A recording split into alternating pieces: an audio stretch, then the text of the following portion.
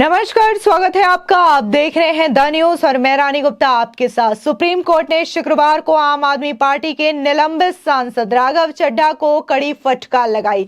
इसी के साथ ही उन्होंने ये भी कहा कि राज्यसभा अध्यक्ष जगदीप धनखड़ से बिना शर्त माफी मांगी। बता दें कि इसी के साथ ही उम्मीद जताई जा रही है कि उपराष्ट्रपति इस मामले पर सहानुभूतिपूर्ण रुख अपनाएंगे और उन्हें माफ कर सकते हैं। तो दूसरी ओर कई लोगों का ये भी मानना है कि जिस तरीके से आम आदमी पार्टी के तमाम नेताओं का ये रुख रहता है कि पहले नेताओं को लेकर के बातें कही जाती है, फिर उसके बाद वो माफी मांगने के लिए पहुंच जाते हैं, तो क्या ऐसे में जगदीप धनखड़ जो है वो राघव चड्ढा को माफ करेंगे या नहीं करेंगे।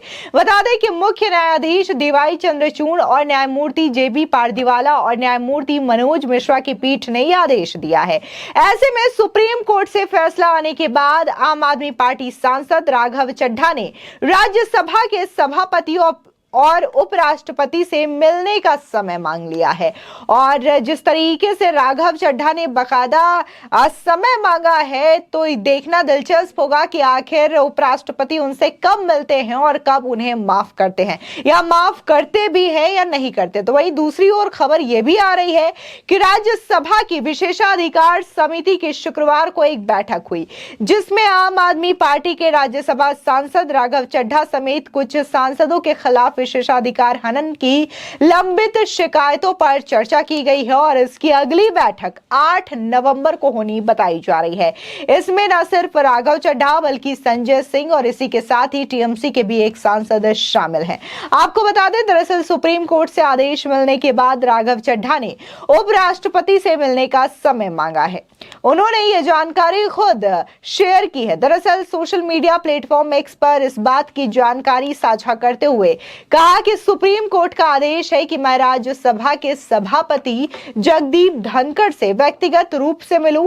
इसको देखते हुए और अपने निलंबन को लेकर के सभापति के साथ जल्द से जल्द बैठक करने के लिए मैंने समय मांगा है। आपको बता दें, दरअसल सीजेआई डीवाई चंद्रचूड़ ने यह कहा कि हमें यह ध्यान रखना चाहिए कि राघव चड्ढा कम उम्र के और पहली बार के सांसद है। वो बिना शर्त राज्यसभा अध्यक्ष से माफी मांगकर इस मुद्दे को खत्म करेंगे। उपराष्ट्रपति पूरे मामले पर सहानुभूतिपूर्वक विचार कर सकते हैं और इस संबंध में आगे कदम उठा सकते हैं। हालांकि उम्मीद जताई जा रही है कि कोर्ट के फैसले के बाद राघव चड्ढा बिना शर्त माफी मांगने के लिए तैयार है। वहीं उपराष्ट्रपति जगदीप धनखड़ भी कोर्ट के फैसले का सम्मान करते हुए राघव चड्ढा को माफ कर सकते हैं। लेकिन कई लोगों का यह भी मानना है कि जिस तरीके से बार बार आम आदमी पार्टी के सांसद पहले तो नेताओं के खिलाफ आपत्तिजनक बातें करते हैं, उनके खिलाफ आपत्तिजनक टिप्पणियां करते हैं, फिर चाहे खुद आम आदमी पार्टी के संयोजक और दिल्ली के सीएम केजरीवाल ही क्यों ना हो। आपको याद दिला दें कि अरविंद केजरीवाल कई दफा अपने राजनीतिक करियर के शुरुआती दिनों में कई दफा वो नेताओं पर आरोप लगा चुके हैं और उनसे बकायदा माफी भी मांग चुके हैं। इसमें कई सारे वरिष्ठ नेता शामिल हैं, फिर चाहे हम नितिन गडकरी की बात करें, अरुण जेटली की बात करें या फिर शीला दीक्षित की बात करें। ये ऐसे नेता हैं जिन पर अरविंद केजरीवाल पहले तो भ्रष्टाचार के आरोप लगा चुके हैं, उनके खिलाफ कई सारी आपत्तिजनक बातें कर चुके हैं, फिर बाद में वो उनसे माफी मांगते हुए भी नजर आए हैं। और सेम यही वाकया कहीं ना कहीं राघव चड्ढा भी दोहराते हुए नजर आ रहे हैं। यह पूरा का पूरा जो निलंबन का मामला है वो दरअसल दिल्ली के अध्यादेश से जुड़ा हुआ है। जब दिल्ली अध्यादेश को पास कराने के लिए बकायदा 5 सांसदों की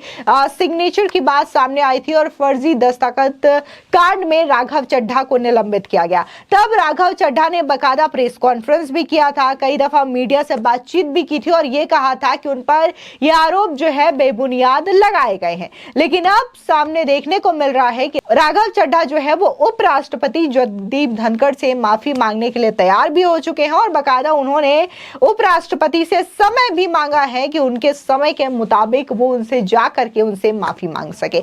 वहीं शादान ने कहा है कि राघव चड्ढा को निलंबित करने का प्रस्ताव पूरे सदन ने पास किया था, लेकिन सभापति इसे अपने स्तर पर रद्द कर सकते हैं। सॉलिसिटर जनरल तुषार मेहता ने बताया कि सभापति से दिवाली के बाद उनकी मुलाकात हो सकती है। वहीं सूत्रों ने कहा है कि जो ये समिति की बैठक हुई है इसमें राघव चड्ढा से 7 नवंबर तक रिपोर्ट मांगी गई है और पैनल के सदस्य इस मुद्दे पर चर्चा के लिए 8 नवंबर को फिर से मिलेंगे। उन्होंने ये भी बताया कि संसदीय सौध विस्तार भवन में समिति की बैठक के दौरान पैनल के सदस्यों ने सभी लंबित मामलों पर चर्चा की। सूत्रों में से एक ने कहा कि समिति ने राघव चड्ढा से 7 नवंबर तक रिपोर्ट मांगी है क्योंकि 8 नवंबर को फिर से ये बैठक होने वाली है। समिति सांसद राघव चड्ढा, संजय सिंह, डेरेक ओब्रायन के खिलाफ विशेषाधिकार हनन की शिकायतों के लंबित मामलों की जांच कर रही है। सूत्रों ने बताया है कि बैठक के दौरान सदस्यों ने विशेषाधिकार हनन के मामलों में समिति की रिपोर्ट पर शीघ्र कार्रवाई करने और उसे अंतिम रूप देने की मांग की है। इसके बाद रिपोर्ट काउंसिल ऑफ स्टेटस के सामने पेश की जाएगी। वहीं संयोग से राघव चड्ढा और संजय सिंह दोनों वर्तमान में सदन से निलंबित है। राघव चड्ढा को 11 अगस्त को राज्यसभा से निलंबित किया गया था। 5 सांसदों ने विशेषाधिकार के उल्लंघन को लेकर राघव चड्ढा के खिलाफ शिकायत दर्ज कराई थी, जिसके बाद उन्हें राज्यसभा से निलंबित कर दिया गया था। आम आदमी पार्टी नेता पर दिल्ली सेवा विधेयक से संबंधित एक प्रस्ताव में 5 सांसदों के फर्जी हस्ताक्षर करने का आरोप लगाया गया है। राघव चड्ढा को तब तक के लिए निलंबित किया गया है जब तक उनके खिलाफ मामले की जांच कर रही विशेषाधिकार समिति अपना रिपोर्ट नहीं सौंप देती। निलंबन का प्रस्ताव बीजेपी सांसद पीयूष गोयल ने पेश किया था। इसी के साथ ही जब निलंबन प्रस्ताव को लेकर के और बकायदा फर्जी सिग्नेचर की बात संसद में उठी थी, तब राघव चड्ढा का ये कहना था कि उन्होंने किसी भी तरीके का कोई फर्जी सिग्नेचर नहीं करवाया है, ये पूरा का पूरा जो मामला है वो गलत है।